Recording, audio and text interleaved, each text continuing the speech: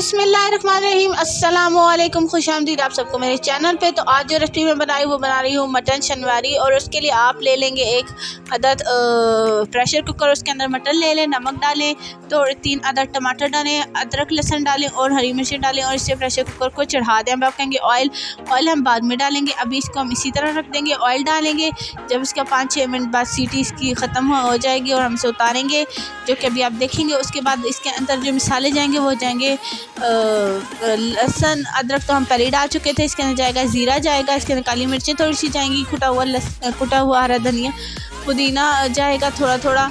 और फिर इसका जो है ना ऊपर से हम डाल देंगे नमक, डालें कुटी लाल मिर्चें डालेंगे और हम इसे मिक्स करेंगे और इसके अंदर अब ऑयल डाल देंगे और इतने मज़े का ये बनेगा। और ऊपर से मैं इसे गार्निश कर दूँगी, हरा धनिया और कलौंजी भी डाल दी थी। आप ज़रूर इसे ट्राई करिएगा, दावतों में बनाएगा और 5 से 6 मिनट में बन जाती है। एक तो गैस की भी बचत होती है और आप देखें कितना अच्छा रंग आया। अपना ख्याल रखिएगा, मुझे लाइक से सब्सक्राइब, फिर मिलते हैं। खुदा हाफिज़।